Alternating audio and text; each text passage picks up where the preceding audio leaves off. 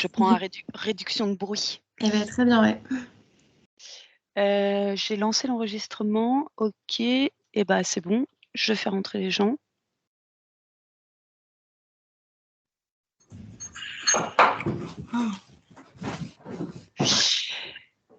Bonjour à toutes et à tous. Alors, ce qu'on va vous demander déjà dans un premier temps, c'est de couper vos caméras et puis votre micro également pour que ce soit audible pour tout le monde. Donc, si vous pouviez enlever vos caméras. Merci beaucoup. Et vos micros également. Je vois encore des micros allumés.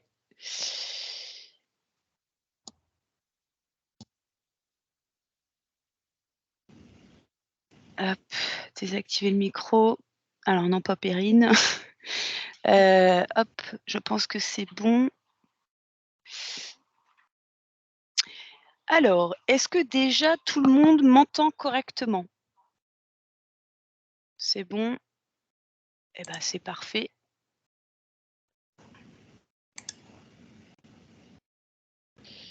Hop, je vais juste Alors, je vous souhaite, à toutes et à tous, la bienvenue pour, ce webinaire autour des métiers de l'infrastructure, du système et du réseau. Aujourd'hui sont avec moi Perrine Lecomte, que je vais laisser se présenter. Oui, bonjour à tous. Donc moi, je suis Perrine, je travaille au sein de l'ENI, une école en informatique. Donc moi, je suis chargée de relations école-entreprise et j'accompagne justement des personnes en reconversion professionnelle qui souhaiteraient justement se former au métier du numérique, de l'informatique, donc du développement ou du système et réseau. Merci Perrine pour cette petite, présentation. Moi, je vais me présenter également. Je suis Magali Panetier. Je suis directrice, des écoles EPSI et WISE, sur, le territoire, rennais. Donc EPSI, école d'informatique, WISE plutôt dans l'expertise digitale et de la même manière, on accompagne, les personnes qui souhaitent, se former dans le numérique, alors qu'ils soient en reconversion ou non, sur, ces métiers, on va dire, en tension, qui sont, recherchés et demandés par les entreprises et dans le numérique, c'est très, très vaste. Donc aujourd'hui, l'idée, c'était de vous présenter, en tout cas, les métiers de l'infrastructure, système et réseau pour que vous ayez, en tout cas, une idée de qu'est-ce qu'on entend par, l'infrastructure, le système et le réseau et être avec nous. J'ai le plaisir et l'immense joie d'accueillir avec nous Maxime Moinet, qui est administrateur système et réseau et chef de projet, des systèmes d'information. Eh ben, écoute Maxime, je te laisse, te présenter, rapidement. Merci Magali, bonjour à tous, ravi d'être avec vous aujourd'hui. Pour faire une présentation rapide de mon parcours, moi j'ai commencé dans les télécommunications où j'étais dans l'avant-vente, puis après je suis devenu administrateur système et réseau où j'ai pu donc être confronté à toutes les difficultés que vous allez peut-être être amené à voir et à rencontrer. Et enfin, je suis parti sur de la chefferie de projet, donc où là on est moins dans le technique, plus dans l'opérationnel, plus dans la gestion. Et voilà, pour faire simple. Et aujourd'hui, je suis plus maintenant à mon propre compte pour pouvoir justement faire ces services-là à d'autres entreprises. Merci Maxime pour cette présentation. Alors avant de démarrer, je pense qu'il est important de repréciser, c'est quoi un administrateur système et réseau? En quoi ça consiste? Quelle est, on va dire, sa mission principale?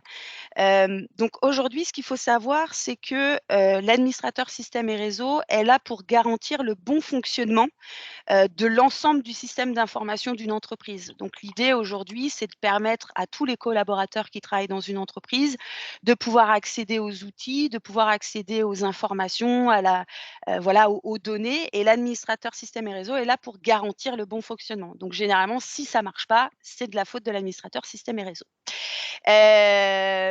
Avant, alors normalement, on devait avoir, un 2e intervenant qui a un peu de retard, donc je vous le présenterai, dès son arrivée.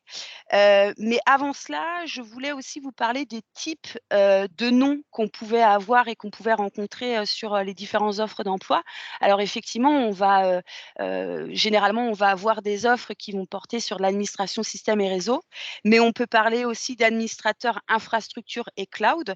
On peut aussi parler de responsable infrastructure, système et réseau, d'administrateur sécurité, d'administrateur de base de données également et parfois aussi d'intégrateur d'exploitation. Donc tous ces mots, en fait, enfin tous ces noms de postes désignent, on va dire, la même chose avec peut-être une orientation un petit peu plus différente. C'est-à-dire que, par exemple, quand on est administrateur pardon, infrastructure et cloud, on va peut-être être plus spécialisé sur la partie cloud et si on est administrateur système et réseau, on va être à l'intérieur d'une entreprise sur la partie système et réseau. Maxime, est-ce que tu peux nous dire un petit peu, toi, en quoi consiste ton métier et qu'est-ce que tu gères? Qu'est-ce que tu fais? C'est quoi ton quotidien? Donc dans le quotidien, d'Admin 6, on est confronté généralement aux problématiques utilisateurs au sein d'une entreprise. Vous allez être, d'une part, vous allez faire la mise en place de solutions techniques, donc on va penser à du Teams si ça vous parle, vu qu'on est dessus. Et après vous allez également vous assurer de comprendre, pourquoi parfois ça peut ne pas marcher avec certaines personnes sur des solutions purement logicielles, mais on a aussi tout un volet matériel, hardware. On ne gère pas que ça, on gère également donc tout ce qui va être les switches, tout ce qui va être la communication interne en entreprise et on va s'assurer donc que les bonnes personnes aient accès aux bons accès tout simplement, que ça soit téléphonique, que ça soit des lecteurs sur un réseau. On va essayer de comprendre pourquoi d'avoir déjà d'une part sa cartographie interne, être capable de dire, qui doit avoir accès à quoi et ensuite de résoudre des problématiques quand il y en a en entreprise et il y en aura forcément, rassurez-vous. Et donc essayer de comprendre, où est-ce qu'il peut y avoir l'erreur et on va essayer de déterminer, avec des solutions, des outils réseau ou alors quand on passe par des prestataires, on va essayer de pré-mâcher un peu le travail pour s'assurer que les prestataires soient capables de vous fournir une réponse, adéquate. Alors surtout si là, Maxime a utilisé plein de termes, plein de Oui, mots, si jamais il y a des mots que vous ne comprenez pas, si jamais il y a besoin d'avoir des explications sur certains termes, vous avez le petit chat, avec la petite bulle en haut, et donc vous pouvez écrire vos messages et Perrine, se fera, l'immense plaisir de relayer un petit peu ces questions-là. Si vous avez également des questions à poser à Maxime, parce que je suppose que si vous êtes connecté à ce webinaire, c'est que derrière il y a voilà, il y a peut-être des questions à poser. En tout cas, on est là pour y répondre. Donc, faut surtout pas hésiter à poser vos questions directement sur le petit chat. Alors Maxime, merci pour, voilà, nous avoir un petit peu planté le décor sur tes missions. Est-ce que tu peux un petit peu nous parler, toi, de ton parcours, de formation? Qu'est-ce que tu as fait et comment tu es arrivé justement à ce type de poste? Est-ce que, voilà, l'idée qu'on puisse un petit peu en savoir un petit peu plus sur ce que tu as fait? ouais, pas de problème. Alors, j'ai commencé du coup par faire, 3 premières années, alors, 2 premières années donc de formation, dans une école d'informatique pour, avoir un petit peu les premières bases, le langage technique, être capable de voir également, les bases du code. Parce que l'idée, c'est pas forcément de savoir dès le début, la première année, vous êtes pas capable de dire: «Je veux faire admin 6 ou je veux faire, développeur ou autre». Donc on a une première année un peu généraliste où on apprend à développer, on apprend à faire du code, on apprend à faire un peu de réseau, on connaît les bases. Puis on part sur une deuxième année où on approfondit encore un petit peu tout ça. La troisième année, c'est pour ça que j'ai commencé par dire 3, puis après passer sur 2. Parce que la troisième année est un peu plus spécifique. On a pu commencer à faire, de l'alternance, donc c'est bienvenu parce que ça nous permet de mettre en pratique et d'avoir vraiment des cas concrets, qu'on rencontre tous les jours. On se spécialise également. Là, en troisième année, il y avait un début de spécialisation entre les réseaux et les développeurs. Donc ceux qui vont plus être à même à faire vraiment, du pur code, vont partir dans le développement et ceux qui ont plus envie de gérer vraiment tout un système comme moi, on est parti dans le réseau. J'ai fait du coup une année dans les télécommunications, mon année d'alternance s'est faite, du coup, dans ce milieu-là et après j'ai décidé d'embrayer sur un bac+5, dans une autre école cette fois-ci, toujours dans une thématique réseau et j'ai pu continuer en alternance, et ensuite, justement prendre, de plein pied, le rôle de chef de projet, des systèmes d'information. Et donc, tu nous parlais effectivement, d'avoir fait de l'alternance. Mmh. Donc c'était à partir de la troisième année et quand tu es rentré, justement en alternance dans l'entreprise, est-ce que ça a été, difficile pour toi de trouver, une alternance ou, est-ce qu'il y a beaucoup d'entreprises qui recherchent des alternants dans ce domaine-là? Ah, c'est une bonne question, merci Magali. Effectivement, alors on va dire l'étape la plus qui est un petit peu comment dire? En parallèle, c'est le stage. C'est-à-dire qu'en fonction du stage que vous allez faire, vous allez plus ou moins facilement après trouver. Pourquoi? Parce que le stage va vous permettre d'éliminer ce que vous n'avez pas envie de faire ou du moins de mieux centrer sur ce que vous là où vous allez vouloir aller. Heu certaines entreprises font des stages pour ensuite voir si ça vaut le coup de vous garder en alternant. Donc il y en a, c'est pas mon cas, mais il y en a qui du coup sont restés dans l'entreprise dans laquelle ils ont fait leur stage. Ça peut être un vecteur assez facile pour la trouver, cette alternance.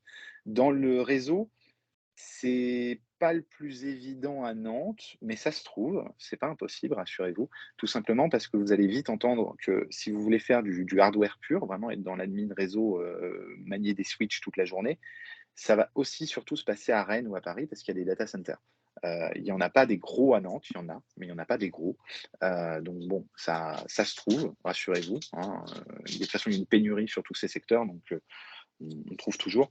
Mais si vous voulez quelque chose de vraiment hyper sympa ou hyper pointu, il faut faire attention, à ce que vous cherchez parce que vous ne trouvez pas forcément. Il faudra commencer dès le début à faire des démarches pour essayer de rentrer en stage, par la petite porte, pour ensuite pouvoir, être dans les grands accès avec l'alternance. Et aujourd'hui, alors tu parlais effectivement, enfin, on parle d'alternance ou d'emploi, hein, finalement, l'alternance est un emploi et un bon moyen d'intégrer une entreprise. On parlait de compétences techniques. Aujourd'hui, quelqu'un qui, arriverait, on va dire, sur de l'administration système et réseau, qu'est-ce qu'il faudrait à minima qu'il connaisse, en fait? Est-ce qu'il y a des choses qui sont indispensables à maîtriser quand on est administrateur système et réseau?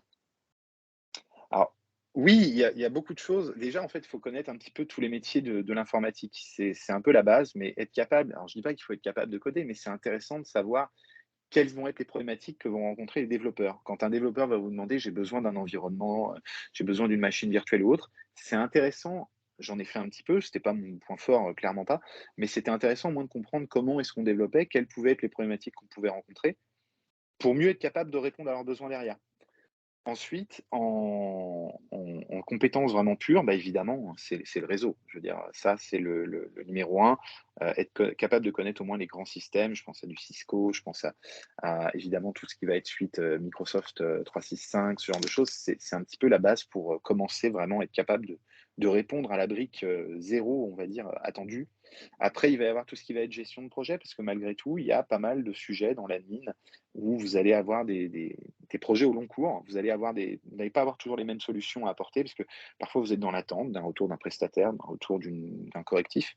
Donc il faut être capable de le gérer, pas simplement de mettre un post-it, le poser sur l'écran et dire ce sera vu dans une semaine ou deux, mais être capable vraiment de faire un suivi pour être sûr que la fonctionnalité que vous n'avez pas ou que vous allez avoir, elle soit bien déployée auprès des utilisateurs et être capable de transmettre auprès des utilisateurs, les choses auxquelles ils doivent avoir accès ou d'être capable vraiment de transmettre de l'information. Il suffit pas que de parler votre langage, c'est important, mais il suffit d'être aussi capable parfois d'aller vers les équipes, qui elles ne sont pas informaticiennes et être capable de leur expliquer pourquoi est-ce qu'ils peuvent le faire, pourquoi est-ce qu'il y a des choses qu'ils ne peuvent pas faire, d'être assez pédagogue au final. Mais en fait, si je résume, un admin 6, c'est quelqu'un, bah, voilà, qui doit, échanger avec, tous les services d'une entreprise, que ce soit des personnes qui soient informatiques ou non. Ça peut être le service RH, ça peut être le service, communication, le service, compta, et cetera. Parce que c'est la personne qui est en tout cas garante du bon fonctionnement et du bon système. Ça demande, des compétences transversales comme la communication.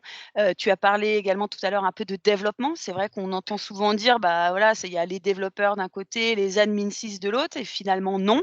Les admin 6 ont besoin aussi de savoir un petit peu, développer pour, par exemple, automatiser leurs tâches, notamment sur effectuer des sauvegardes, des scripts, et cetera. Et les développeurs ont aussi besoin, de, connaître un peu les bases, de l'admin 6. Est-ce que tu peux, m'expliquer, parce qu'on parle de système, on parle de réseau, est-ce que tu peux m'expliquer c'est quoi un système? Enfin, qu'est-ce qu'il y a derrière système?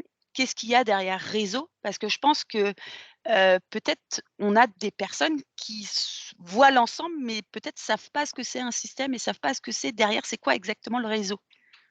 Bah, alors en fait, un système, c'est effectivement important de différencier. Vous avez vraiment l'infra, pardonnez-moi, l'infra de votre entreprise qui va être le réseau. Donc l'infra, c'est ce qu'on va appeler vraiment tout le schéma réseau que vous avez en interne avec vraiment les connexions, ce qu'on va appeler des VLAN, des virtual LAN, donc des réseaux virtuels à l'intérieur de ce réseau physique, pour être capable de dire les gens qui vont passer par ces ports-là n'auront pas accès à certaines choses. Je vais essayer un petit peu de segmenter mon réseau.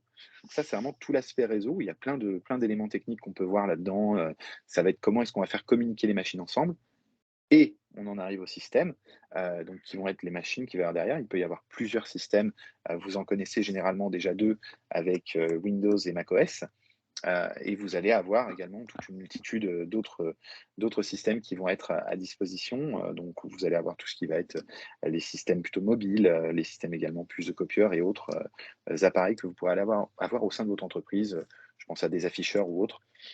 Et ça va être un peu cette brique-là, vous allez devoir faire des maintenances, mettre à jour, s'assurer que c'est bien compatible avec votre réseau, que c'est bien compatible entre eux, qu'ils peuvent communiquer.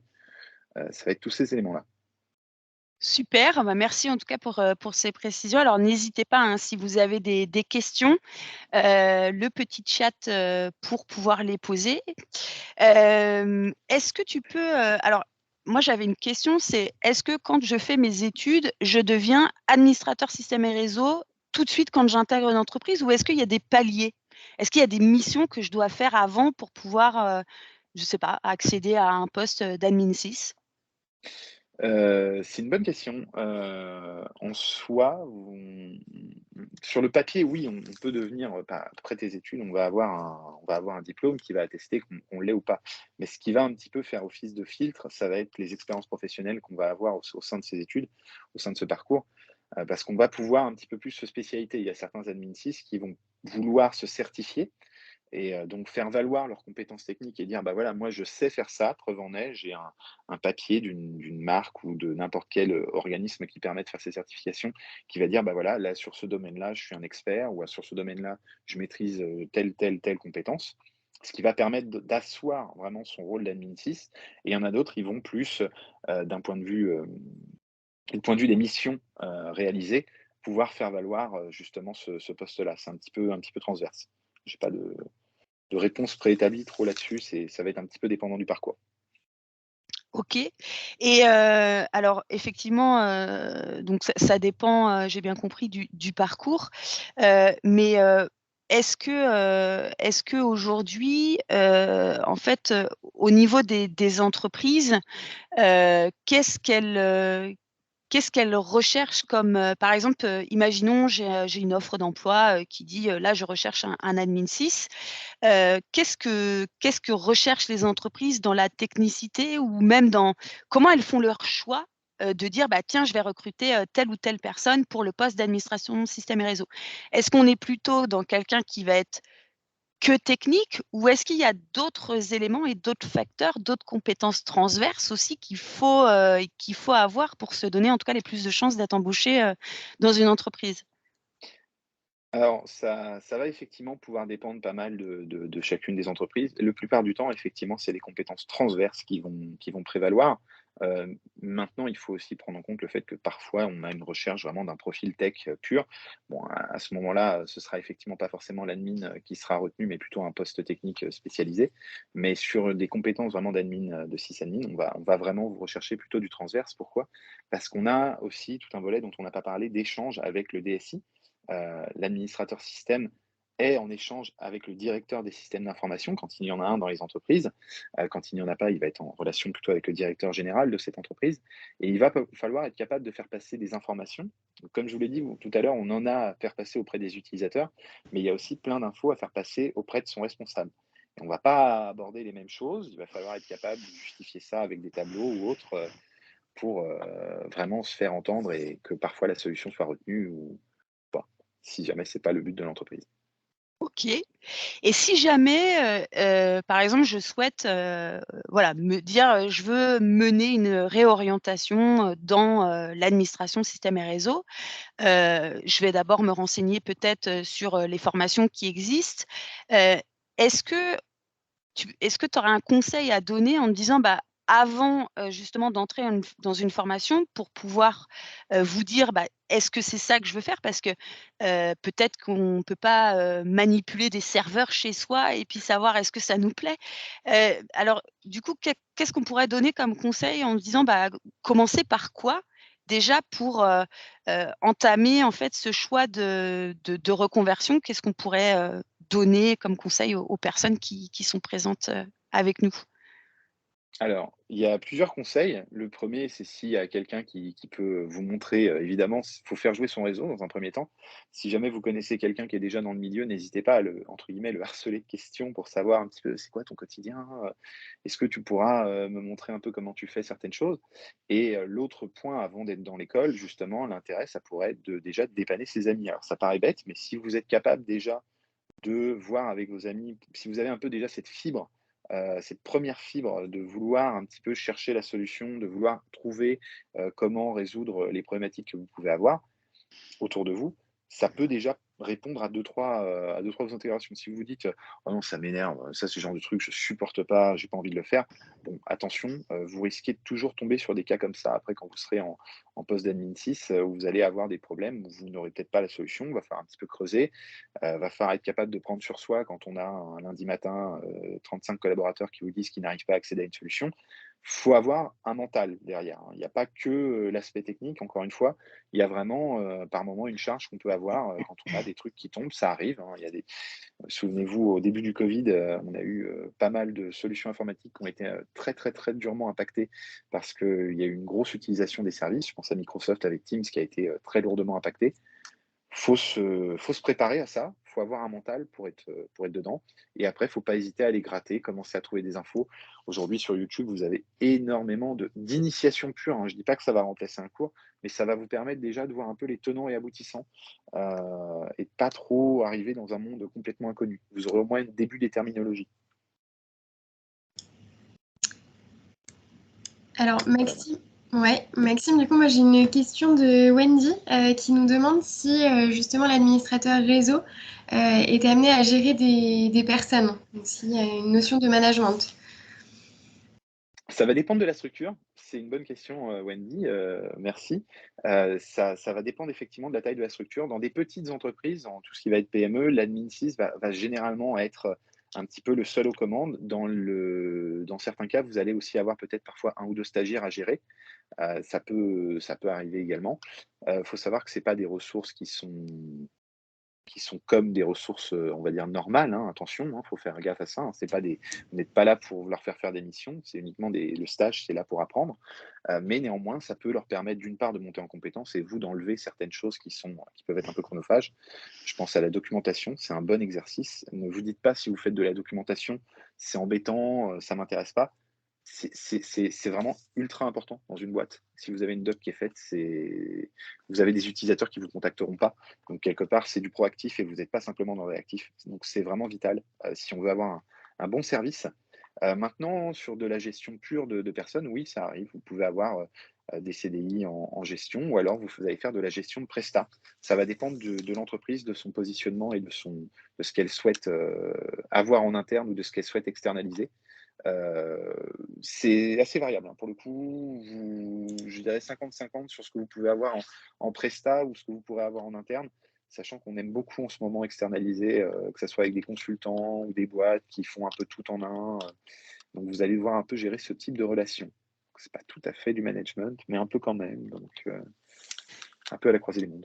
Et du coup, pour rebondir un petit peu sur le fait de gérer ou pas des personnes, avec, bah, la crise sanitaire, le covid, est-ce que, comment ça se passe? Est-ce qu'aujourd'hui, on est amené à gérer des personnes, multiculturelles, distancielles, présentielles? Comment ça s'organise tout ça? Alors, multiculturel, pour faire une rapide passe, on n'en a pas du tout parlé, donc je me permets, de l'évoquer. Faut aimer parler anglais, hein. Si vous avez un problème à 20 heures et que vous voulez appeler Microsoft pour, résoudre un incident, vous allez, parler anglais indien. Donc l'anglais indien, c'est un anglais à part, et je rigole vraiment pas là-dessus, vous avez pas le choix, en fait. C'est-à-dire que si vous ne parlez pas du tout anglais, vous allez vous pouvez assez rapidement être embêté. Je parlais des relations avec les prestats, on parle de multiculturalisme, bah oui, il faut être capable de par moment, on va être tombé ou à Washington en fonction de l'horaire ou en Inde, encore une fois en fonction de l'horaire ou alors en France, si on est dans les horaires de et tout ce qui va être un peu plus normal. Maintenant, il faut aussi se préparer à la mise en place du télétravail maintenant qui a été bien ancré dans les entreprises. Donc on va avoir, beaucoup plus de boîtes qui vont être, ouvertes avec ça. Donc vous allez être habitué, de devoir discuter et aider des gens qui seront pas sur place physiquement. Vous allez devoir un petit peu plus, voir avec elles, prendre tout ce qui est outils de prise en main à distance et surtout vous mettre dans une position où vous êtes prêt à entendre un petit peu ce que la personne en face de vous a à dire, essayer de se mettre à sa place. Elle est toute seule chez elle, son outil ne marche pas. Si vous n'êtes pas capable de faire justement ce travail de se mettre à la place de la personne, vous allez un petit peu la laisser toute seule et elle va un petit peu déprimer dans son coin et c'est pas le but, au contraire, sinon votre solution informatique, elle sera pas utilisée et ce sera pas une bonne chose. Et on parlait, justement de multiculturel, enfin des gens, qui sont, à l'étranger et du coup au niveau des horaires, un admin 6 parce que comme il doit être garant du bon fonctionnement, heu, des réseaux et du système de l'entreprise, finalement, je sais pas moi, s'il y a une panne, à 2 heures du matin, est-ce que ça veut dire qu'on est obligé d'y aller? Comment ça se passe? Ça, c'est un peu, on va dire, on a tous un contrat, hein, bien sûr, on doit respecter les termes du contrat auquel, on est engagé. Maintenant, effectivement, quand vous avez des problématiques à 2 heures du matin, que tout est en rade et que voilà, tout est cassé, il va falloir être capable, on revient sur cette histoire de mental dont on parlait, précédemment, de faire un petit peu la balance. Être capable de dire: «Bah, voilà, là, c'est mon temps perso, je suis pas censé être au travail. Maintenant, si vous savez que vous avez une mise en prod le lendemain, faudra voir avec l'employeur pour éventuellement faire des heures supplémentaires. Il faut voir avec lui. Il y en a qui sont OK, il y en a qui sont pas OK. Bah, s'ils sont pas OK, bah, la mise en prod se fera, au mon retour le lendemain à 9h, hein, ça attendra. Mais si l'employeur est OK, il faut voir avec lui pour, que ça se fasse en bonne intelligence. On peut justement s'assurer que la mise en prod soit OK un petit peu plus tard le soir et si jamais il y a pas de problème, bah, on vient un petit peu plus tôt le matin et on s'arrange avec lui pour repartir plus tôt dans la journée ou prendre une journée après. Ça se fait, hein, c'est ce qu'on appelle les RTT post-MEP, ça se fait dans pas mal de boîtes. Vraiment là, ça va dépendre un petit peu de vous. N'oubliez pas effectivement que vous êtes sous un contrat, donc faut respecter les termes, ça marche pour les 2. On vous demande d'être là à telle heure et on vous demande de faire telle mission, mais ça veut aussi dire que l'employeur, doit s'y tenir. S'il vous demande de telle heure à telle heure, bah, c'est uniquement de telle heure à telle heure. C'est les règles du jeu. Et toi, qu'est-ce qui t'a fait choisir ce métier? Qu'est-ce qui t'a fait aller, vers cette direction-là? Très franchement, c'est le Au fait de hasard? voir pas mal de boîtes non, pas du tout, pas du tout. C'est le fait de voir des entreprises on dit souvent que Excel fait un petit peu tourner le monde, ce qui est vrai dans beaucoup d'entreprises et c'est ce qui me fait peur, en fait, parce que moi, j'ai toujours envie d'apporter un outil ou une solution technique, que ça soit un CRM, par exemple, au hasard, ou alors, toute autre solution technique qui va permettre aux utilisateurs de gagner en qualité de vie. Et moi, de gagner également en qualité de vie parce que je sais que mon information, elle sera stockée correctement à un endroit, que personne pourra aller l'altérer, que personne pourra casser les données de l'entreprise parce qu'on aura un bon outil. Un bon outil, ça doit être transparent. Moi, c'est ce qui m'a vraiment attiré dans ce milieu-là, c'était fournir les bonnes solutions aux bonnes personnes. Maintenant, ce ne sont que des solutions. Après, il y a tout un process et des méthodes de travail à mettre en place. Donc il faut un petit peu faire, au-delà de la solution, il faut être aussi un petit peu capable d'accompagner les utilisateurs. Justement, une fois qu'on est, administrateur système et réseau, qu'on travaille en entreprise, c'est quoi les perspectives d'évolution? Vers quoi est-ce qu'on reste administrateur système et réseau toute sa vie ou est-ce qu'on peut aller vers d'autres types de métiers, au fur et à mesure de notre avancement professionnel? Alors, le parcours idéal, vraiment, hein, mais idéal, idéal, vous commencez, technicien, parce qu'évidemment, vous n'allez pas arriver tout de suite, vous aurez fait ou des stages avant ou de l'alternance, donc vous serez un peu en bas de l'échelle, ce qui est tout à fait normal. On commence technicien, on arrive à 1006, là, on est content, on se dit: «Bon, c'est pas mal, c'est sympa». Après si en fonction de vos profils, vous pouvez passer ou chef de projet et là, vous commencez à avoir une équipe, vous commencez à gérer des choses un petit peu plus on va dire, avec un regard un peu extérieur. Et ensuite, vous aurez responsable des systèmes. Donc là, c'est encore au-dessus du simple admin réseau, parce que vous avez un poste, comme le nom indique, à responsabilité. Et l'ultime palier, vraiment le nec plus ultra, c'est si vous atteignez le poste de DSI, un directeur des systèmes d'information. Là, c'est topissime, parce que vous êtes vraiment aux commandes de l'entièreté du service admin. Vous faites plus de technique, hein. À partir du moment où vous êtes DSI, vous gérez des hommes, vous gérez des femmes, vous gérez des projets, vous gérez plein de choses. Vous gérez surtout la relation avec le comité de direction, aussi appelé CODIR, et va falloir être un petit peu plus, on va dire, diplomate dans ces milieux-là. Ça va vraiment dépendre. Ça, c'est la filière si vous voulez être un peu plus dans un esprit carriériste et que vous avez envie de monter en responsabilité. Si vous voulez devenir un peu plus technique, là, ce qui va vous différencier, ça va être ce que j'ai dit tout à l'heure, les certifs. Plus vous avez de certifs, plus vous allez valoir cher sur le marché de l'emploi. Alors, responsabilité aussi, vous allez valoir plus cher, mais les certifications, c'est aussi quelque chose d'extrêmement recherché par les entreprises parce qu'on est en pénurie totale. Et donc tu disais justement que plus vous passez de certifs, plus vous allez valoir cher. Donc, j'ai pas eu encore la question sur le chat, mais j'imagine qu'elle va venir. C'est, du coup en termes de salaire. Aujourd'hui, si demain je vais être administrateur système et réseau dans une entreprise, peu importe la taille, hein, petite, moyenne, grande, c'est quoi les salaires que je peux, demander qui seraient, corrects, on va dire sur Rennes, par exemple? Alors ça, pardon, hein, je suis désolé, à chaque fois je dis ça va dépendre, mais effectivement, ça va dépendre. Quand on est sur des entreprises multisites, vous allez avoir, une entreprise peut le faire, vu que vous êtes amené à intervenir sur chacun des sites, on peut avoir ce qu'on appelle des avantages en nature, comme des véhicules de fonction ou des véhicules de service. Bon, la plupart du temps, sur un sysadmin, on va plutôt parler de véhicules de fonction. Sur du technicien, ça va être des véhicules de service. La nuance est importante. L'un, vous pouvez l'amener chez vous, l'autre non. Et donc ça va faire partie des premiers éléments qui vont pouvoir être inclus dans la négociation en fonction de la taille de l'entreprise dans laquelle vous allez être. Si c'est une petite entreprise, là, évidemment, il n'y aura qu'un seul site, donc le salaire sera évidemment pas le même, mais généralement, ça va tourner autour de 2 000 € net par mois sur un poste d'admin 6 basique, si je dis pas de bêtises, 1 800, 2 000. Ça va dépendre effectivement un petit peu autour de ça en fonction des avantages de nature ou pas. Merci Maxime. J'ai une question de Gwendal. Quelle est la différence entre un admin 6 et un responsable IT, justement? Le salaire? Oui, bah oui, effectivement, il va y avoir le salaire et comme son nom l'indique, responsable IT, on attend des responsabilités. Donc la mission qui va être proposée, sera pas la même. Quand vous êtes administrateur système et réseau, vous devez vous assurer du bon fonctionnement et vous devez faire, on va dire, vous avez une obligation de moyens. Là où dans le responsable, on va plus attendre une obligation de résultat. Ça peut arriver qu'une solution ne marche pas ou qu'il y a un problème réseau quelconque. Dans ces cas-là, vous le remonterez, mais il faudra être bien documenté. Mais quand vous êtes responsable, on n'aura pas du tout les mêmes attentes qu'un admin. Un admin 6, on va se dire, bah voilà, toi, tu dois juste réaliser, bah, je sais pas, moi, faire le suivi des Teams, t'assurer que le réseau soit OK, et communiquer auprès des utilisateurs pour savoir bah, s'ils arrivent à se servir des nouvelles solutions qu'on a mises en place. Le responsable, on va lui dire, bah voilà, il y a plus attendu, il faut que tu t'assures que l'équipe fasse ce qui est attendu. Donc, on va avoir un petit peu plus de notion de gestion d'équipe. Donc, c'est pas du tout les mêmes métiers. On va sortir un tout petit peu de la tech. Bon, responsable, on reste quand même un petit peu ancré dedans. On n'est pas encore au niveau d'un DSI, mais on va avoir un petit peu plus cette gestion humaine. On va avoir des attendus qui vont être assez différents quand même au final. Merci. De Donc rien. n'hésitez pas, si vous avez, en tout cas des questions, à poser, vous pouvez poser, tout type de questions, des questions, indiscrètes, il y a pas de souci, on va les relayer.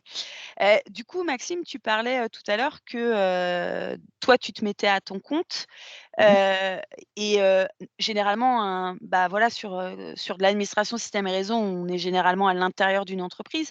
Mais du coup, toi, comment tu vas travailler avec ces entreprises justement pour leur proposer des prestations? Comment ça va se passer? Quel va être un peu ton rôle? Et pourquoi les entreprises, elles feraient appel à toi en Ah tant ah. qu'auto-entrepreneur? Bonne question, bonne question. Pourquoi est-ce qu'elle fera appel à moi? Tout simplement parce que je vise un autre type d'entreprise. Alors, on a les entreprises classiques que vous pouvez avoir, je sais pas, 30-35 personnes qui font du développement, admettons. Et moi, je vais plutôt viser des entreprises qui ne sont pas du tout, familières avec le monde de l'informatique et qui, fonctionnent un petit peu sur, bah, tiens, toi, tu t'y connais un peu, bah, vas-y, tu fais et puis on verra un peu ce que ça donne. Et je vise un peu plus un public de professions libérales ou autres, qui du coup n'ont pas l'envie déjà de recruter ce type d'individu. C'est ce que je vous disais tout à l'heure, qui préfèrent externaliser ce type de compétences et ils préfèrent se dire bah, je préfère bosser avec un tel qui va me gérer tout ça et qui va m'amener les informations. Et moi, de mon côté, je préfère également ce mode de fonctionnement parce que vous n'avez pas à faire cet aspect négociation dont je vous parlais au préalable, dans le cadre d'un DSI ou dans le cadre d'un RSI.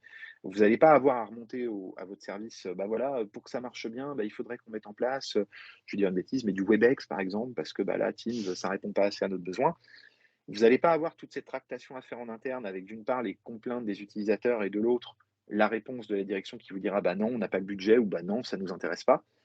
L'intérêt d'être pour moi à mon compte, c'est de me dire bah, je transmets la solution auprès de l'entreprise. Si elle veut la mettre en place, bah, elle la met en place. Si elle veut pas la mettre en place, c'est son problème, c'est ses histoires. Moi, je ne serai pas intégré dedans. C'est pas moi qui recueillerai toutes les complaintes utilisateurs. Je pourrais dire bah non, vous voyez avec votre responsable, c'est pas mon histoire.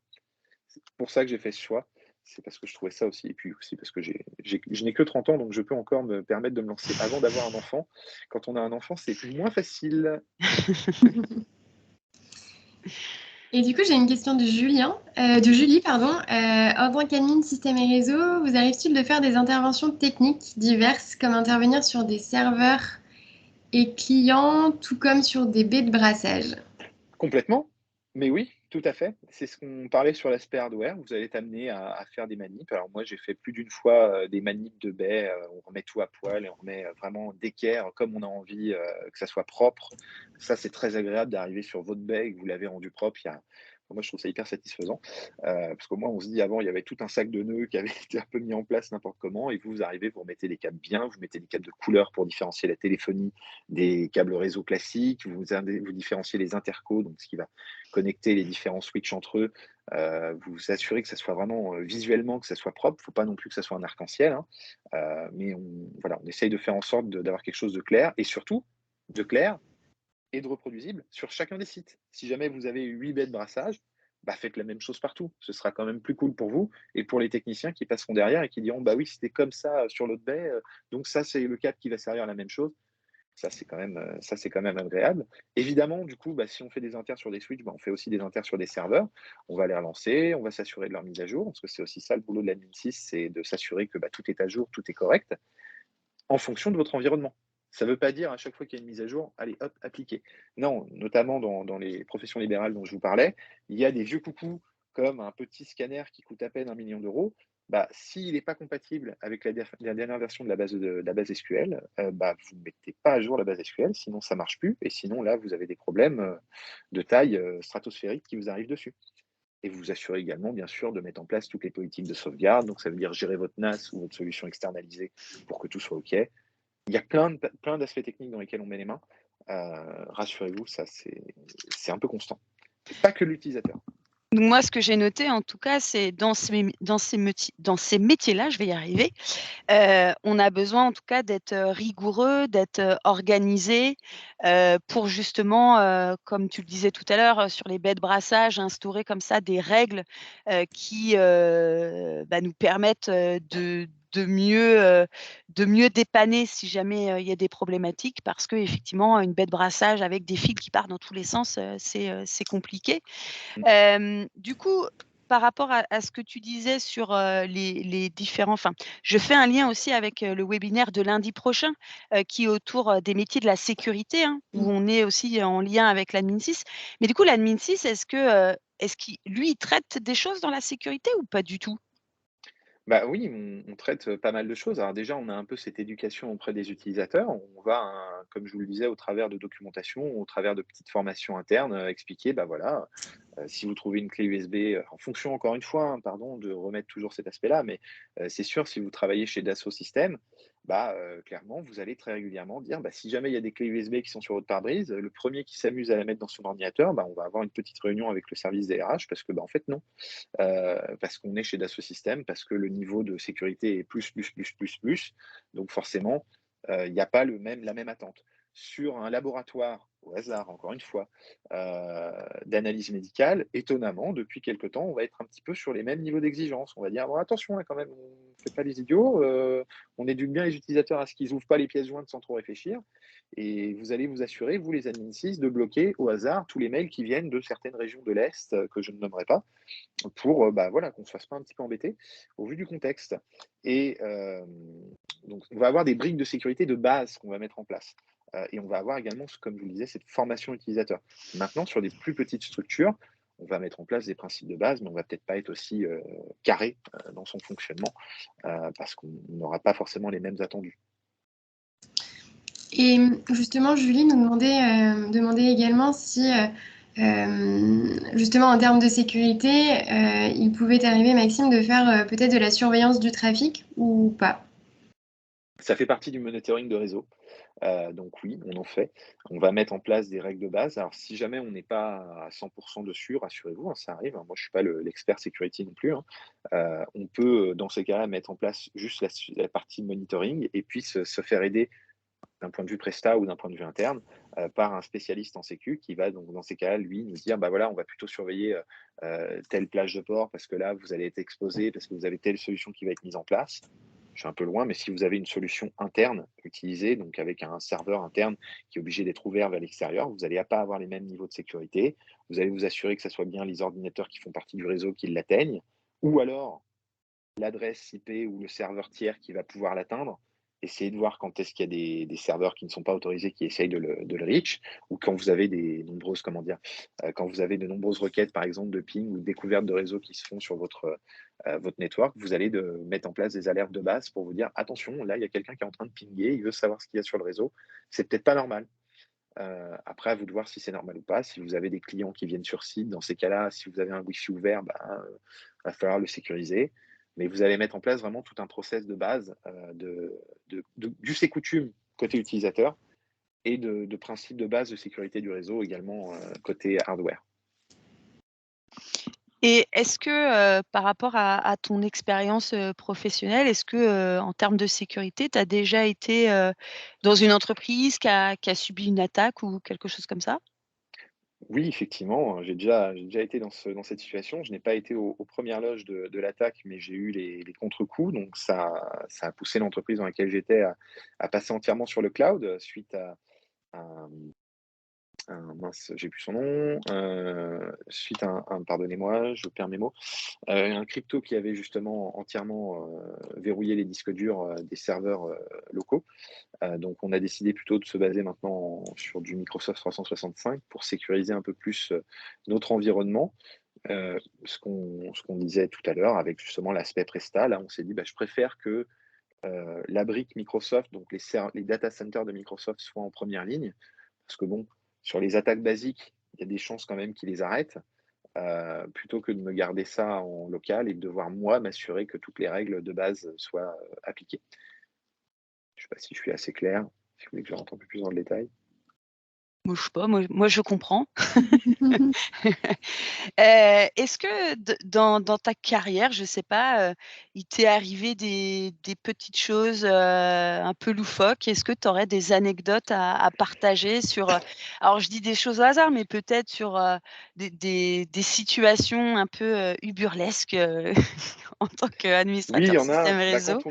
Quand on est admin 6, tu le disais tout à l'heure justement, le coup de la panne à 2 heures du matin. Bon ça arrivait plus d'une fois, hein, les problématiques de panne à 2 heures du matin, donc bon, il fallait réagir. Le lendemain matin, on était sur le pont assez tôt pour s'assurer que ça marche.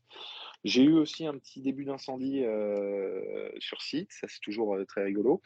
Et également une inondation, sur site. Bon ça, c'est aussi encore, extrêmement fun, où on arrive et on fait: «Bon, très bien, j'avais un réseau, j'avais un network, tout est flingué parce que, il y a de l'eau qui a coulé sur les switches». Bon, c'est génial, on passe un bon moment et là, du coup, il faut un petit peu improviser, être capable de dire aux gens: attendez, on vous rappelle plus tard. Oui, le problème d'internet, je vous rappelle dans 2 minutes, hein, on va prendre les problèmes, par étapes». Et ouais, il y a eu ces petites choses-là. Après, il y a des choses moins rigolotes que vous allez avoir en tant qu'admin 6, hein, je vous le dis parce que ça arrive, où on vous demande, quand on a des plans de licenciement, l'admin 6 est un peu généralement au courant, au moment où ça se fait, voire avant. Tout simplement parce que c'est vous qui avez, l'immense chance de pouvoir couper les accès des individus. Donc quand on vous dit: «Bah, là, tu sautes», bon, bah, tu sautes, hein, et vous faites dans ces cas-là. Bien sûr, on garde toujours une trace écrite de ce qui est demandé parce que, bah, voilà, on n'a pas envie que ça nous retombe dessus. Mais vous allez avoir des choses, qui vont être extrêmement variées. Le poste de sysadmin, c'est, comment dire? C'est pas tant le bras droit, du directeur, mais ça va être un petit peu, je vais pas dire l'épée non plus, mais ça va être un petit peu le poignard qui sera utilisé en dernier recours, quoi. C'est-à-dire que nous, on a un petit peu cette solution, on a accès à des choses qui sont extrêmement puissantes, notamment avec les solutions Microsoft, où on peut, savoir, voir tous les mails d'un individu. On peut faire énormément de choses. Il peut nous être demandé de faire ces choses-là. Je vous le dis tout de suite, tout n'est pas légal. Veillez à toujours avoir trace de ce qu'on peut vous demander, parce que le poste d'admin 6, vous avez une très, très grosse responsabilité au sein de ce rôle. Vous avez des solutions qui sont extrêmement puissantes et on peut vous demander de faire des choses qui sont à la limite de la légalité, dirais-je. Donc faites attention à vous. Soyez toujours, prompte à demander, un petit mail histoire de: «Ah non mais tu comprends, c'est pour, catégoriser». Oui, c'est pour catégoriser, puis c'est pour me protéger en cas de problème, parce que vous serez confronté parfois à ce genre de cas. Ça peut arriver. Et du coup, comme tu dis effectivement, qu'en tant qu'administrateur système et réseau, on peut avoir accès finalement à plein de documents, aussi des choses, qui sont, confidentielles puisqu'on a accès un peu à tout. Est-ce que généralement il y a on est soumis à des confidentialités, sur les contrats par exemple, d'admin 6? Est-ce que, généralement il y a une clause de confidentialité qui est systématique, peu importe le type d'entreprise qu'on intègre ou ça dépend? Ça dépend. Moi, je n'en ai pas eu de clause de confidentialité, là où j'étais, que ça soit, sur, plus les télécommunications, mais également sur, un poste vraiment pur, admin et chefferie de projet. Maintenant, il y a des boîtes qui vont, vouloir un peu plus se protéger et dire: «Bah, non, là, je préfère quand même mettre une clause parce que, bah, vous pouvez, sans aucun problème, hein, ça prend 2 clics, accéder à l'ensemble des fiches de paie de l'entreprise». Ça prend pas longtemps et vous le savez et vous pouvez tout voir. Maintenant, il faut pas le faire, Mmh. attention. Et sachant que si vous vous amusez à faire ces choses-là et qu'à un moment donné, il y a un doute sur vous, d'une part, bah, faut pas se griller parce que c'est pas commode et puis parce que c'est pas votre boulot d'aller regarder ça, c'est le boulot des RH. Si ça vous intéresse tant que ça, les salaires ou autres, bah, allez plutôt faire une formation RH parce que, bah, au moins là, on les aura tous puis on pourra tout gérer. Bon, par contre, c'est pas le même fun, hein, on va dire, il y a moins de technicité, c'est plus du droit, mais on peut vraiment voir pas mal de choses. Enfin, on est au courant de tous les projets, on est au courant de tout, mais si on s'amuse à aller regarder, bah, on peut aussi voir que vous êtes allé regarder parce qu'on a des historiques, on est capable de dire, bah, à quel moment vous êtes allé sur tel dossier, telle chose, vous avez fait tel truc. Donc ça peut vous péter au nez comme ça peut être, très puissant. C'est pour ça, hein, ça reste des outils, ils sont là pour vous aider, mais faut pas en abuser. C'est uniquement là pour nous faciliter la tâche. OK. Alors je ne sais pas si, vous qui nous suivez, vous avez des questions puisqu'on va bientôt arriver, au terme de ce webinaire, donc c'est le moment en tout cas de poser, toutes vos questions. Tout à l'heure, alors on parlait effectivement, qu'un administrateur système et réseau, pouvait éventuellement, évoluer sur, des postes à responsabilité, DSI et cetera. Aujourd'hui, on a les métiers du numérique qui sont, hyper larges. Est-ce que, par exemple, je pourrais, passer, je sais pas, je suis administrateur système et réseau et je me dis: «Bah, voilà, je veux être développeur». Est-ce que je peux passer comme ça développeur? C'est un peu c'est audacieux, comment dire? C'est un petit peu audacieux. Ça va vraiment être, c'est très limité. Moi, je j'ai jamais vu de collègues ou autres qui ont fait ça, parce qu'il faudrait être capable d'avoir, réussi à maintenir, un bon niveau de dev, pendant des années. Parce que le développement, ça veut tout dire et rien dire, hein. On va être développeur sur une techno. Alors, on va avoir le principe de base du développement, on va comprendre un petit peu les relations, mais on va surtout après se spécialiser sur un langage donné. Donc ce langage, il évolue au fil du temps. Donc vous pouvez être, je sais pas, très bon en C++, mais pour autant, s'il y a des évolutions, vous n'êtes pas maintenu à jour, vous allez avoir du mal à faire une transition et puis ça va être assez violent, hein, comme changement. on va plutôt chercher à évoluer en termes de techno en interne avec justement ce que je parlais avec les certifs. OK. Alors je crois que certaines personnes sont en train d'écrire. Si jamais, tu devais, en fait, imaginons que là, on a des personnes qui se disent: «Bah, voilà, moi j'ai vraiment envie de m'orienter, vers, les domaines, de l'administration système et réseau». Heu, Quel est le ou les conseils les plus importants, en tout cas, que tu aimerais leur donner, leur dire? C'est-à-dire, voilà, je vous conseille de faire ça ou, peu importe, un conseil en tout cas sur leur, futur métier ou sur leur façon d'y accéder. Est-ce que tu aurais toi un conseil? J'en aurais plusieurs. Le premier, ce serait déjà de réfléchir un petit peu au milieu dans lesquels ils voudraient aller, de pas hésiter lors du moment où vous serez en recherche de stage à brasser large, essayer de voir un petit peu moi, le stage, j'avais fait en sorte que ça soit vraiment quelque chose qui m'a permis de voir un premier niveau de helpdesk. Puis j'ai décidé ensuite de partir sur une alternance qui n'avait rien à voir, justement pour être capable de me dire: «Est-ce que j'ai envie de faire ça? Ou est-ce que j'ai plutôt envie de faire ça?» Donc hésitez pas vraiment à essayer d'avoir un scope assez large et ensuite de vous recentrer sur ce qui va vous intéresser le plus, sur votre dernière alternance et après éventuellement votre travail. Bah, si vous avez la chance effectivement de pouvoir faire les 2 au même endroit, c'est tant mieux. Moi, ce serait le premier conseil. Le deuxième, c'est vraiment vous intéresser aux solutions, parce que c'est indispensable. On a les réseaux. Aujourd'hui, il y a énormément de solutions qui vous permettent de faciliter la gestion de votre réseau. Intéressez-vous aux outils, intéressez-vous à ce que vous pouvez faire, ce que vous n'avez pas le droit de faire, ce que vous pouvez éventuellement faire sous certaines limites. Heu, il faut être curieux parce on a pléthore d'offres aujourd'hui et on a pléthore de moyens de rendre la vie plus simple auprès de nos collaborateurs. Et le dernier conseil, intéressez-vous surtout aux collaborateurs avec qui vous travaillez. Si vous avez des personnes qui ont 55 ans dans votre entreprise, qui ont des vieilles habitudes de vieux briscards, dans la compta avec, plein de formules Excel, bah, vous n'allez pas arriver un matin en disant: «Hey, j'ai une super idée, on va tous sur la G Suite et puis, vous oubliez tout ce que vous avez vu sur Excel». Là, vous allez être bien accueillis et donc essayez vraiment de comprendre qui sont les personnes que vous avez en face de vous, quel est leur quotidien? Même si moi j'ai vraiment envie de changer pas mal de choses et d'apporter plein de nouveautés au sein d'un service, il faut faire attention parce que parfois ça peut ne pas marcher. Il faut en tenir compte avant d'apporter, justement, ces idées et ce qu'on a envie de mettre en place. Et du coup, Maxime, j'ai justement une question de Gwenaëlle qui demande si la connaissance, en tout cas, de l'environnement Linux est indispensable. Sur les bases, oui. Sur les bases, oui, c'est important parce que vous allez avoir pas mal justement de services, à destination des développeurs qui seront sur du Linux. Donc c'est important d'avoir vraiment les bases, du Linux, ça c'est vraiment un méga plus. Si vous les avez pas, bah, vous pourrez, quand même, trouver parce que comme je vous le dis, on a une grosse pénurie sur ces métiers. Mais, vraiment ça peut vous faciliter la vie, dans les commandes de base. Puis de toute façon, si vous avez un Mac, vous aurez au moins, on va dire les bases d'un Linux, bon un petit peu spécial, mais que vous ne serez pas perdu quand vous chercherez une commande sur Linux, du coup. Et est-ce que tu as possibilité de rappeler les diplômes que tu as? On a une petite question là-dessus. Oui, en troisième année, j'ai un diplôme de concepteur développeur informatique et en cinquième année, j'ai un diplôme de chef de projet des systèmes d'information. Merci, Maxime. De rien. Merci Maxime. Alors je ne sais pas s'il y a une dernière question? Oui, je vois, The last one. que ça effectivement, si vous avez, voilà, encore des questions, c'est le moment ou jamais pour que Maxime, puisse, y répondre. En attendant que Wendy peut-être marque, la question. Ah! Alors, Wendy demande si tu as tout fait, si tu as fait ton parcours à l'ENI. Non, pas du tout. Pas du tout, pas du tout. Est-ce que tu peux juste rappeler peut-être le nom de l'école, comme ça?